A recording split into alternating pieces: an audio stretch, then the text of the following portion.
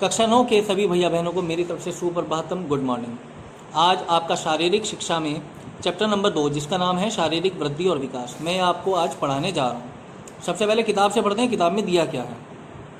प्राणी जगत में जन्म से ही सभी जीवधारियों की वृद्धि एवं विकास प्रारंभ हो जाता है, इसीलिए शारीरिक वृद्धि एवं विकास शारीरिक शिक्षा का उद्देश्य माना जाता है और इसी के आधार पर विद्यालयों में शारीरिक कार्यक्रम अपनाए जाते हैं। यह केवल व्यायाम पर आधारित नहीं होते बल्कि अन्य कारणों पर भी आधारित होते हैं। अतः इसके लिए हमें वृद्धि एवं विकास में अंतर तथा क्रम जानना आवश्यक है। अब सबसे पहले बात करते हैं वृद्धि। वृद्धि किसको बोलते हैं? शारीरिक वृद्धि का अर्थ, शारीरिक वृद्धि का अर्थ है शरीर की मांसपेशियों एवं अस्थियों के आकार, लंबाई, मोटाई, भार एवं संख्या में बढ़ोतरी होना। वृद्धि को प्रत्यक्ष रूप से देखा जा सकता है, लेकिन शारीरिक वृद्धि एक सीमा तक ही संभव है जो एक निश्चित आयु तक होती है। देखिए, हमारे शरीर का भार, लंबाई, आकार, इसको बढ़ना हम वृद्धि कहते हैं, जिसको हम देख सकते हैं, नाप सकते हैं, तोल सकते हैं। वृद्धि एक निश्चित समय तक होती है, यानी बॉयज़ में लगभग 21 ईयर्स तक, 21 साल की उम्र तक, और गर्ल्स में लगभग 18 साल की उम्र तक वृद्धि होती है।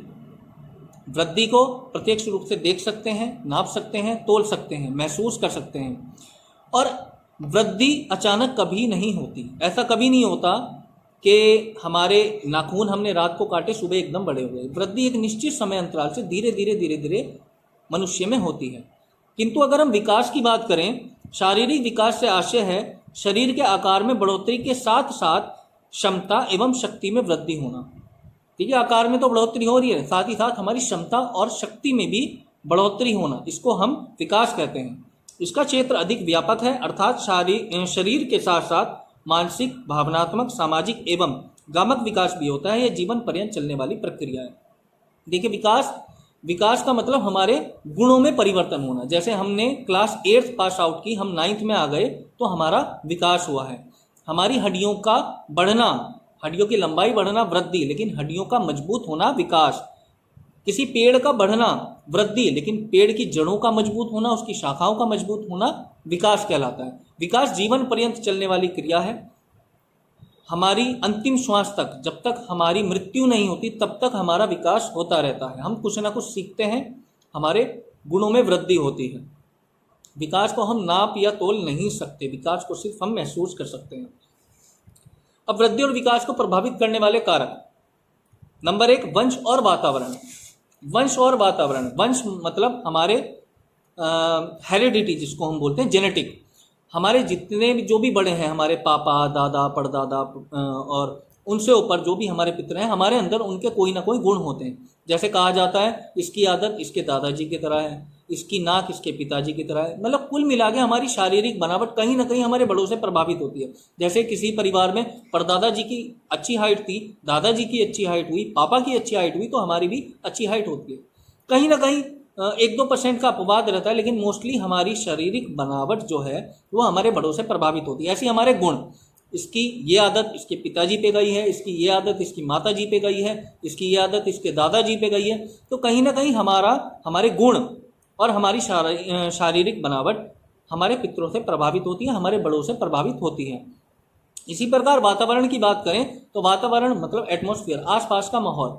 हम सहारनपुर में बहुत सारे Hindi medium UP board school है, लेकिन विद्या मंदिर में हमारे मम्मी पापा क्यों पढ़ा रहे हैं? क्योंकि विद्या मंदिर में माहौल अच्छा है। देखिए, वातावरण का हमारे ऊपर बहुत अधिक प्रभाव पड़ता है। हम कैसे माहौल में रह रहे हैं, वैसे ही माहौल का हमारी सोच और हमारी शरीर की वृद्धि और विकास पर प्रभाव पड़ता है।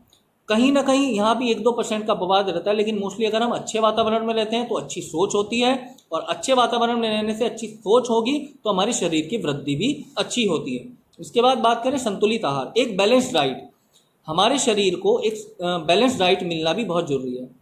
जैसी हम डाइट लेंगे वैसे ही हमारे शरीर का वृद्धि और विकास होगा। आप फर्ज करें, सपोज करें, मान लो मेरे पास बाइक है पल्सर, मैं पल्सर बाइक चलाता हूँ। बाइक में पेट्रोल खत्म होने पे मैं उसमें क्या डलवाऊंगा? पेट्रोल डलवाऊंगा। लेकिन मैं पेट्रोल ना डलवाऊं और मैं मिट्टी का तेल डाल दूं या रिफाइंड डाल दूं तो क्या होगा? बाइक का इंजन डैमेज हो जाएगा। ऐसे हमारा शरीर है। हमारे शरीर को भोजन में 6 पोषक तत्व होते हैं: प्रोटीन, विटामिन, कार्बोहाइड्रेट, खनिज लवण, वसा, जल। ये 6 पोषक तत्वों की आवश्यकता होती है, और किस समय हमें किस पोषक तत्व की आवश्यकता होती है ये हम ये पढ़ के, फिजिकल एजुकेशन पढ़ के हमें पता चलता है। अब मान लो हमारे शरीर को जरूरत है प्रोटीन की और हम उसको दे रहे हैं रिफाइंड, हम दे रहे हैं चाउमीन, हम दे रहे हैं मोमोज, हम दे रहे हैं पिज्ज़ा, बर्गर, तो क्या होगा, हमारे शरीर का इंजन धीरे धीरे खराब होने लगता है, हमारी वृद्धि और विकास प्रभावित होती है। इसलिए बच्चा जब जन्म लेता है तो बच्चे को जन्म लेने के बाद दूध पिलाया जाता है, फिर कुछ वो थोड़ा बड़ा होता है तो उसको उस हिसाब से सूजी की खीर, बेसन का हलवा, ये इस टाइप की चीज़ें, मूंग की दाल, ये चीज़ें खिलाई जाती हैं, पौष्टिक आहार दिया जाता है। फिर धीरे धीरे जब बच्चा और बड़ा होता है, जब बच्चे को समझ आने लगती है तो बच्चा फिर अपनी मनमर्जी चलाने लगता है डाइट में, और जब वो अपनी मनमर्जी चलाता है तभी से उसका शारीरिक वृद्धि और विकास प्रभावित होना शुरू हो जाता है।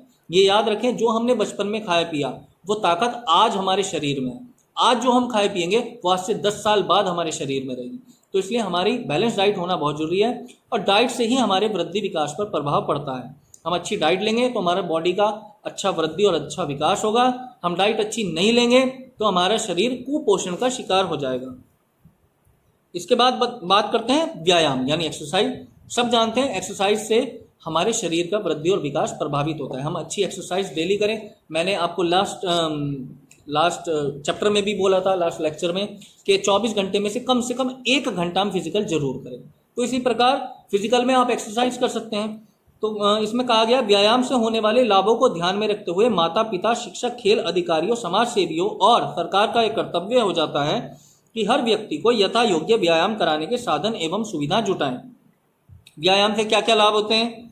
शरीर के सभी संस्थानों में सुधार होता है, मांसपेशियों एवं अस्थियों के आकार व क्षमता में सुधार होता है, स्नायु संस्थान एवं मांसपेशियों में तालमेल बढ़ता है, शरीर में लचक एवं स्फूर्ति बढ़ जाती है, व्यायाम से रोगों का बचाव होता है। देखिए, व्यायाम करने से यानी एक्सरसाइज करने से हमारा वृद्धि विकास अच्छा होता है। जो बच्चे एक्सरसाइज की तरफ ध्यान नहीं देते, फिजिकल नहीं करते, उनका वृद्धि और विकास बहुत प्रभावित होता है। उनकी किसी को प्रॉब्लम आती है मेरी हाइट नहीं बढ़ रही है, किसी को प्रॉब्लम आती है उसका वजन नहीं बढ़ रहा है, किसी को प्रॉब्लम आती है कि उसकी वजन तो बढ़ रहा है लेकिन हाइट नहीं बढ़ रही है, यानी वो बहुत मोटा हो गया। किसी का ये होता है कि वो बहुत पतला है, लंबा ज़्यादा हो गया, उसका शरीर उस हिसाब से डेवलप नहीं है। तो ये बहुत सारी प्रॉब्लम एक्सरसाइज की कमी से आती है। इसलिए कहा जा सकता है कि एक्सरसाइज भी, फिजिकल एजुकेशन में एक्सरसाइज बहुत ज़्यादा इंपॉर्टेंट है और हमारे ग्रोथ एंड डेवलपमेंट यानी वृद्धि और विकास पे बहुत ज़्यादा प्रभाव डालती है। इसके बाद चिंता एवं तनाव। देखिए, कोई व्यक्ति अगर यहाँ से स्वस्थ नहीं है तो शरीर से स्वस्थ हो ही नहीं सकता। चिंता तनाव, इससे अगर हम मुक्त नहीं होंगे, अगर हम हर टाइम चिंता में रहेंगे, पढ़ाई का डिप्रेशन, घर का डिप्रेशन, काम का डिप्रेशन, तो क्या होगा, हमारा वृद्धि और विकास प्रभावित होता ही है। तो इसलिए कहा जाता है कि हमें मेडिटेशन करना चाहिए, योगा करना चाहिए, जिससे कि हम चिंता और तनाव से मुक्त हो और हमारे शरीर का वृद्धि और विकास अच्छे से हो। देखिए, इसके बाद बात करें इस चैप्टर में बॉडी मास इंडेक्स की गणना, यानी जिसको BMI बोला जाता है, इसकी गणना का एक फॉर्मूला दिया हुआ है।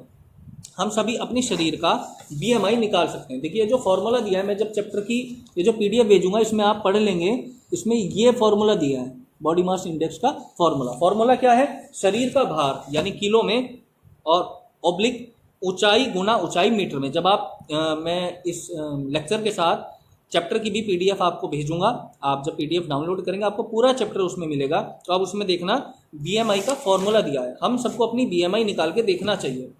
तो ये जब हम कैलकुलेशन करेंगे शरीर का भार kg में, किलोग्राम में, बटे ऊंचाई गुना ऊंचाई मीटर में, तो इसमें जो भी अमाउंट निकल के आती है, जो भी वैल्यू निकल के आती है, उस वैल्यू में आपको देखना है। देखिए, यहाँ एक श्रेणी दी है BMI की, ये दी है, इसमें दिया गया है अल्प भार 18.5 से कम, यानी अगर 18.5 से वैल्यू आपकी कम आती है तो आपका वजन हाइट के अकॉर्डिंग कम है। सामान्य भार 18.5 से 24.9, अगर इसके बीच में आता है तो आपका नॉर्मल वेट है अकॉर्डिंग टू हाइट। अति भार 25.0 से 29.9, यानी अगर इसके बीच आता है तो आपका भार वजन हाइट के अकॉर्डिंग ज़्यादा है। स्थूलता 30.0 से 39.9, यानी मोटापा, आपके शरीर पे मोटापा बहुत ज़्यादा हावी है। और उसके बाद अति स्थूल 40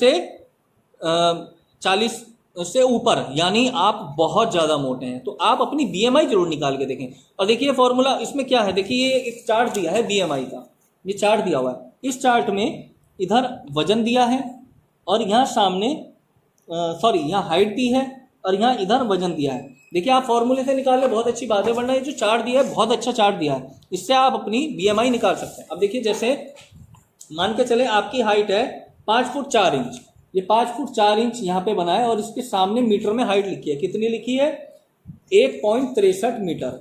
अब आप देखें आपका वजन कितना है। मान लीजिए आपका वजन है 50 किलो, तो इधर से 50 किलो से नीचे आ जाएं यहाँ, और इधर जो आपने हाइट देखी 5 फुट 4 इंच, इससे इधर चलें तो ये कहाँ पे मिलते हैं? ये यहाँ पे मिलते हैं 18 पे, यहाँ 18 पे मिल रहे हैं। इधर से नीचे आए, इधर से इधर गए, जहां भी क्रॉस हो रहा है तो यहां हम देखें 5 फुट 4 इंच, ऊपर वजन आ गया 50 किलो, 18। तो अब 18 ऊपर यहां देखें क्या लिखा है 18 में? अल्प भार, यानी 18.5 से कम अल्प भार आता है, यानी आपका वजन अकॉर्डिंग टू हाइट कम है।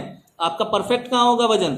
सामान्य भार में आ जाए तो 5 फुट 4 इंच पे अगर हम यहाँ आए 18.5 19 52.3 केजी, कम से कम 52.3 केजी वजन होना चाहिए, तब आप नॉर्मल वेट कैटेगरी में आएंगे। तो इस तरह से आप अपनी बीएमआई निकालना, चाहे इस चार्ट से निकाल के देख लेना और चाहे तो आप इस फॉर्मूले से निकाल के देखना। मैंने इस वीडियो के साथ आपको पीडीएफ भी भेजी है, उसमें इस चैप्टर के क्वेश्चन आंसर भेजे हैं कुछ।